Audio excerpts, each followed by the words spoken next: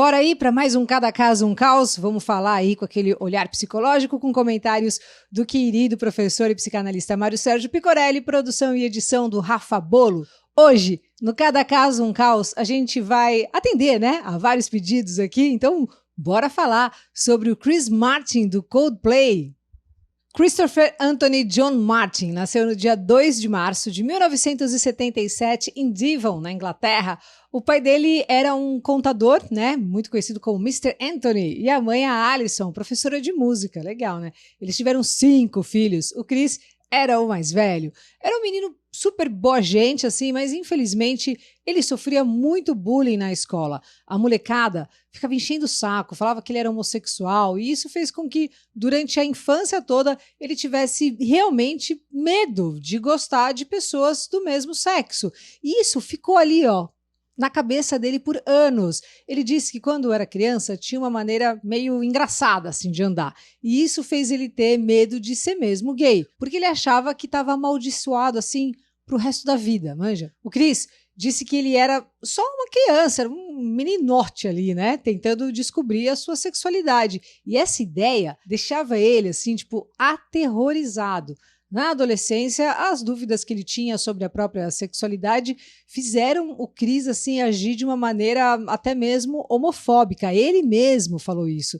E ele, óbvio, né, falou que se arrepende muito, né, sobre isso. E tudo piorou, inclusive, quando ele entrou num colégio interno. E aí moiou, né? Um grupo de vilõezinhos passavam o dia afirmando que ele era gay, e esses vilões também riam de uma forma assim super agressiva, e isso ficou acontecendo com ele, ó, por anos. O Chris não sabia se era, se não era, mas tinha convicção que não poderia ser, porque isso estava errado. Ele ficou com uma confusão interna, assim, um rebosteio no cabeçalho tão grande que começou a se preocupar de verdade, assim, constantemente. Então, quando ele fez 15 anos, ele disse pra ele mesmo que se ele fosse gay, beleza, tá de boa.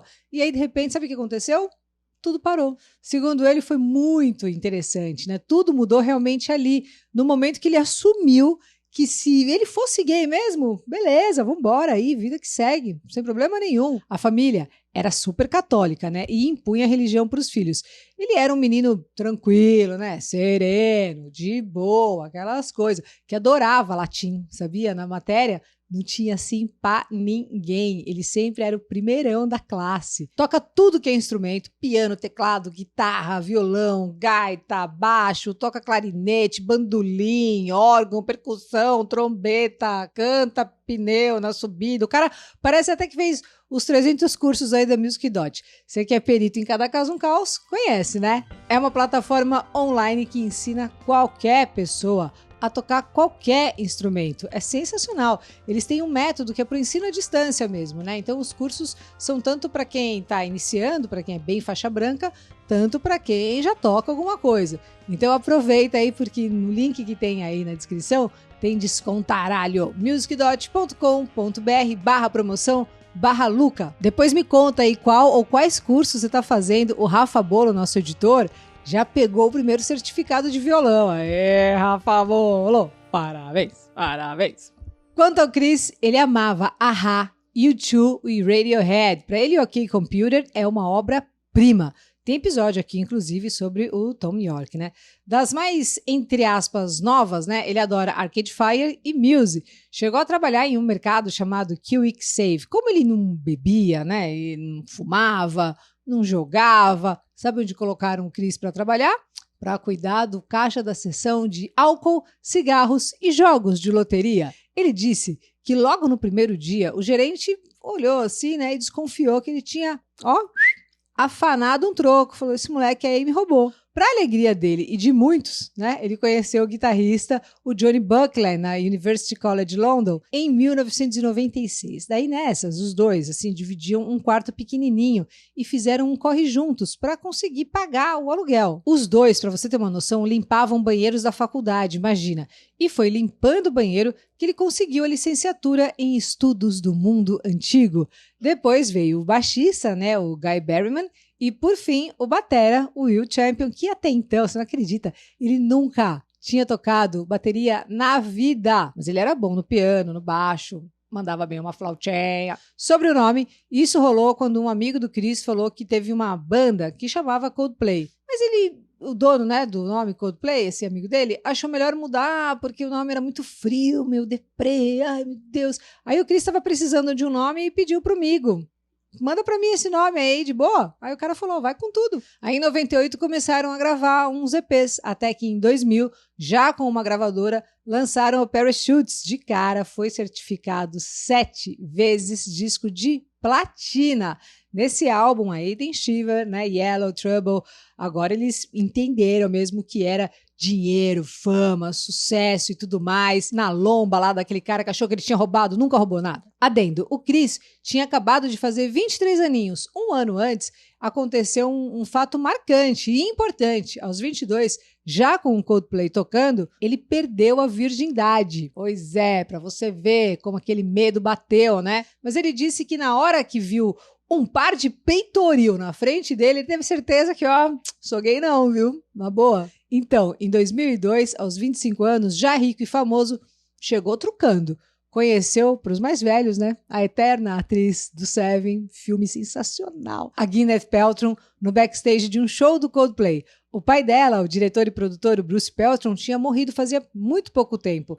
Inclusive, o último trabalho dele, né, do pai dela, foi no filme Duets. Esse filme é bonzinho, é legal. Bom, um ano depois casaram, tiveram 2 filhos e separaram em 2014. Mas são, assim, super amigos até hoje. Desde 2017, o Chris namora a Dakota Johnson. Sabe qual é que é? A mina lá dos 50 Tons de Cinza? É. Então, ela tem uma linhagem também, coisa linda. O pai é o Don Johnson, o Miami Vice, o Sony, Paquitas Geriátricas. Lembram? Lembram, Falcons? E a mãe é a Melanie Griffith.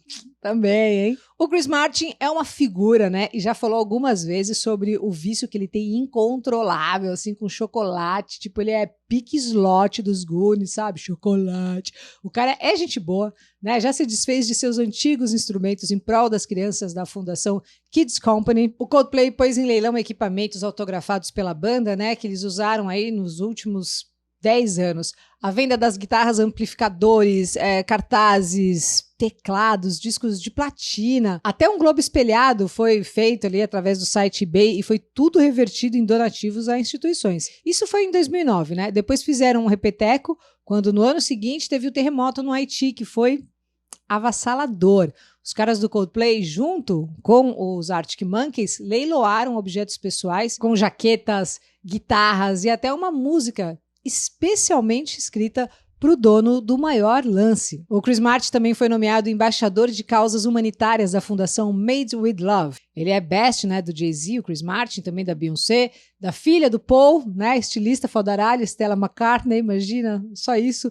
Juntos promoveram aí uma campanha que falava sobre a luta, né, contra a violência às mulheres. Então, assim, ele tá sempre ali no meio de muita gente importante e ativa. Ele faz vários corres legais, né, sem contar que o show é sensacional. Assim, na boa, eu fui e não acreditei, eu amei. Foi muito acima do que eu imaginava. Já venderam mais de 50 milhões de discos. Tem vídeos memoráveis, como The Scientist, né, que ganhou vários prêmios. O vídeo, para você ter uma ideia, assim, se você não sabe disso ainda, começa no final e para dar o efeito no grau, assim, o Chris aprendeu a cantar a música ao contrário. Então aproveita aí e me conta qual que é o seu vídeo preferido, assim, que tem muita coisa legal no Coldplay. A banda lançou mais de 20 singles, né, incluindo Yellow, Speed of Sound, Viva la Vida, que foi inclusive o primeiro single, o número 1 da banda nos Estados Unidos e no Reino Unido ali, tudo ao mesmo tempo. Depois eles acostumaram com isso. Fix You, né, também, que ele fez pra Gwyneth quando ela perdeu o pai. Enfim, tem um monte de coisa. Tem uma cacetada de Grammy, Brit Awards, Juno Awards, MTV Awards, Awards pra cá e pra lá.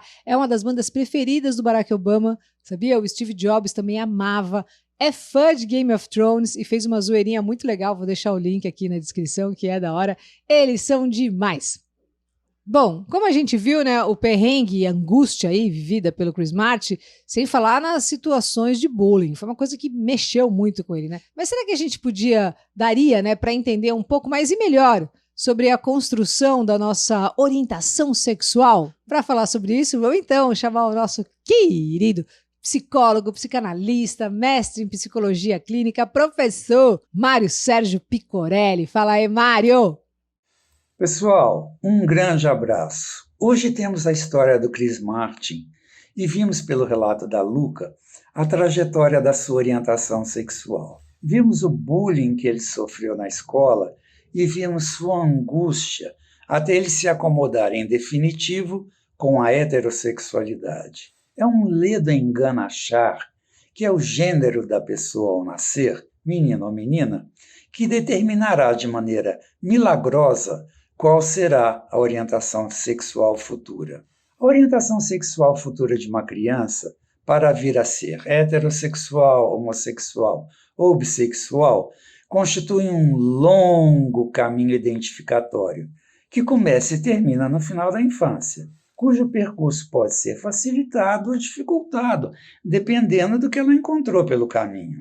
A adolescência é um período de reatualização daquele percurso identificatório vivido na infância. Por isso, a adolescência, que vem do latim adoecer, é um momento tão delicado. Primeiro, porque o adolescente está fazendo um luto por uma criança que ele foi. Segundo, porque é com a adolescência que as identificações da infância se solidificam aos poucos, como se ele estivesse fazendo um backup da infância, de uma maneira mais definitiva agora. Essa solidificação da orientação sexual na adolescência também não se dá como um passo de mágica. É um processo sujeito a flutuações e dúvidas. É por isso que a adolescência, via de regra, é um processo complicado, que muitas vezes é visto pelos adultos de forma totalmente errada como aborrecência. Não é legal esse termo. Por fim, vencida todas as barreiras, o objetivo final do percurso identificatório é saber com qual gênero a pessoa vai se relacionar sexualmente de forma mais definitiva. Nós vimos, através do relato da Luca, o bullying que o Chris Martin sofreu na adolescência, quando o chamavam pejorativamente de gay. É bom lembrar que quem perpetra o bullying são os próprios adolescentes, que, para lidar com toda a complicada problemática que estão vivenciando, projetam sobre o outro, como projetaram sobre o Chris, seus aspectos conflituosos, no caso, os impulsos homossexuais. Bem, isto é uma coisa. A outra coisa é o estigma contra aqueles cuja orientação sexual não é nem hétero ou nem bi, e que tem apoio nos tabus arcaicos da religião, da cultura e da sociedade em geral. Na semana passada, vimos o triste espetáculo orquestrado pelo padre Paulo Antônio Müller, da paróquia de Itapurá, no Mato Grosso, quando xingou, em plena missa, o repórter da Globo, Pedro Figueiredo, e seu marido, Eric Rianelli, chamando-os de viadinhos. Tudo porque Eric desejou Feliz Dia dos Namorados ao seu marido. Disse o padre: desculpe, 2 viados, um repórter e um viadinho chamado Pedrinho. Prepara meu almoço, tô chegando, tô com saudade. Ridículo que chamem a união de 2 viados, 2 lésbicas como querem, mas não de casamento, por favor. Foi por isso que o Chris Martin passou na adolescência. Esse padre, com certeza, não resolveu suas questões de orientação sexual e, portanto, projeta e condena no outro aquilo que ele carrega mal resolvido em si. Esse padre perdeu uma grande oportunidade de ficar calado. Beijo a todos. Louco, né? Esse lance da palavra adolescência, no latim ser adoecer, explica muita coisa mesmo. Valeu de novo, Mário. Valeu muito aí, Rafa Bolo, da Pombo Produções, e você que assistiu até aqui. Lembrando que o Mário tá no Facebook e eu e o Rafa estamos aí no Instagram. Segue a gente lá, me segue lá, Luca89FM. Fechou? Semana que vem tem mais vídeo inédito. Um beijo e a gente se vê.